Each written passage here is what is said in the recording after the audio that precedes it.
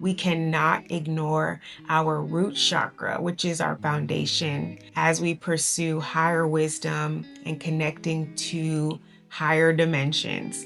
The deeper our roots, the higher we can go without losing grip of reality. Hi, welcome to my channel. I am Tony the Creatrix, a name I am fully stepping into as a woman in her mid-30s who is reclaiming her power and her creative energy. This isn't my first video, but it is the first one I'm sharing as this version of myself. For the past 6 years, I've been on a spiritual journey, really expanding my consciousness and shedding layers of myself that no longer serve me, that never really came from my soul and my heart and don't align with who I really am. The people pleaser, the good girl, the perfect daughter, the star employee, the selfless caretaker friend, those were just masks. Those were just masks that I developed to make it through and to feel okay. What really helped me expand and break out of these masks were books like The Artist's Way. It made the divine feel like an innate part of myself, finally. And that opened the door for so much more exploration. I kept following the thread of spiritual wisdom across countless books, podcasts, videos, and teachers and containers. And along the way, I did find myself feeling extremely connected to all that is. I rediscovered the magic and the magical layer on top of what we think is regular reality. Through all of this, I was able to reconnect with my spiritual gift of channeling my higher self, my guides, and source. And that's what I needed at the time. I needed to be able to zoom out. But simultaneously, I felt very unstable within my energetic body. So I'm channeling these high frequency energies, but I'm unable to do simple things like go grocery shopping, hang out with friends, or go to a restaurant without feeling depleted, without feeling absolutely crazy. I could feel everything, and it was beyond anxiety. It's like my literal nerve endings were exposed to the world without any shielding or protection. It was so deeply uncomfortable. And yes, I did my best to practice energetic hygiene, but ultimately I was ungrounded. I now know that all of that was my light body coming online, and in the process, it purged layers of density from my consciousness, from past and current life traumas, war imprints, and so much more that I'm still being shown. Ultimately, I knew I couldn't continue living like that. Fast forward to this year, I moved out of the city to a small home on the outskirts of Atlanta. And I did this despite having lived in the most popular part of town, near everything I enjoyed at the time, because I needed more inner peace. I needed more grounding. For years, I had dreamed of having my own garden and learning how to grow vegetables and flowers, but it felt so out of reach. I didn't have a backyard after all. So I did decide to listen to my spirit and change that at the top of this year by moving into this home I found on Zillow. And it's been changing everything for me. Suddenly, I'm learning directly from nature every day. I'm connected to the earth. I'm hanging out with the squirrels and the lizards and the frogs. It's a completely different frequency. After I accidentally bought a cubic yard of soil for a 4 by 2 foot planter, I got the math way wrong. I decided to expand and really build out a garden. So now I have these long raised beds, this raised planter, and so many potted plants. In a matter of weeks, I have a full-fledged garden after having never really grown anything outside before. I felt overwhelmed at first. I didn't know what I was doing. I didn't want to get it wrong.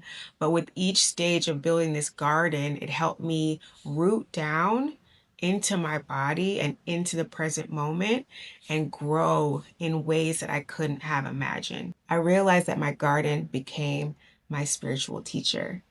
And I want to share with you some of the lessons it's taught me so far. First, the soil and the roots are truly what determine the health and potential of a plant. Poor soil means poor growth and a lack of vitality, and it's the same thing for us. We cannot ignore our root chakra, which is our foundation, as we pursue higher wisdom and connecting to higher dimensions. The deeper our roots, the higher we can go without losing grip of reality.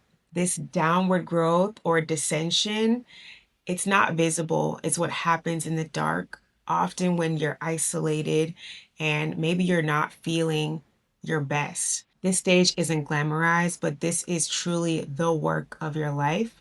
And it provides, again, that foundation for you to grow upward and really experience the breadth of your potential. Second, a tiny seed contains all of the intelligence a plant needs to grow.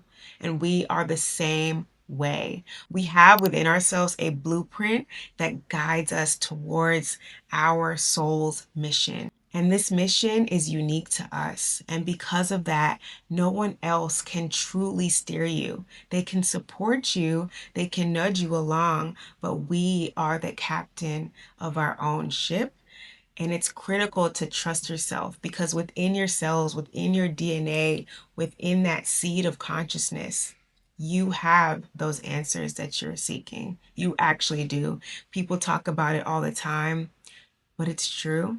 And sometimes we just need to be in the right environment for our energy to really thrive. Third, there is always enough. There is always enough. There is always enough. Once a plant has rooted down and it starts to yield, there is a constant supply when it's in season. This is an example of abundance. There is abundance in this world, a world that tries to convince us about lack and scarcity. Once you start a garden, you start to see that abundance is real. A tiny seed leads to a mature plant that is consistently giving you food.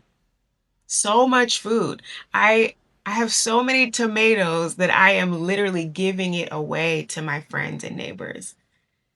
And that makes you feel wealthy. It makes you feel like you have a surplus, you have an overflow. And that is so incredibly rewarding. Fourth, companion planting. This is a game changer. Certain plants support each other's growth when they're next to each other in a garden, while others stifle each other's growth. They attract pests and other, let's say, negative energy. And we're obviously the same way within our communities and our ecosystems. We can place ourselves around supportive energies. We can help each other grow in ways that we simply can't on our own. I am a huge believer in interdependence, and I get to witness that every day in my garden. And yes, sometimes you have to remove plants that are attracting pests or harming other plants. That is simply part of nature and part of life. But ultimately, when you have a healthy and thriving ecosystem, one plant's growth leads to another plant's growth, and the whole ecosystem is healthy. We are quite literally companion plants to each other. Who can you place yourself around that helps you grow and you help them grow naturally? And who might you have to remove lovingly from your garden so that you can continue to thrive and they can find an environment that's more suitable for them? Fifth, each plant has its season. Each plant has its season. It will sprout when it's supposed to sprout. It will bear fruit when it's supposed to bear fruit. And it will die when it's supposed to die. What does this mean for us? We cannot compare the timing of our lives to others. It's so tempting, especially with social media and being able to see into everyone's lives so easily. But we have to understand that we are each in different seasons, and each season requires different care. What my garden is showing me is that I need to have more patience for myself. I need to understand where I'm at, what season I'm in, and what that means for me, and to honor and observe the season other people are in, but to not conflate the two. And that's a skill that does take cultivating, but it's very, very important because, again, you have your own mission, your own life. And while we are supporting each other and we are interdependent, there is a need to center the self and know what pace works for you, to know what helps you expand and what helps you grow and what constricts you and confines you. It's very, very important to know yourself, and that requires being grounded and being stable. I'm so excited to see what else I learn from this garden and from nature and from Gaia. It's so rewarding. You may not have a garden right now, but there are other ways to ground and to connect to earth. And I highly encourage you to do that, especially if you are a very high frequency being who channels and is connected to everything. If you're a highly sensitive person, do touch a tree, do touch grass. It's here for us. And earth and Gaia may be the spiritual teacher you've been seeking out this whole time. Thank you for watching. I will see you in the next one.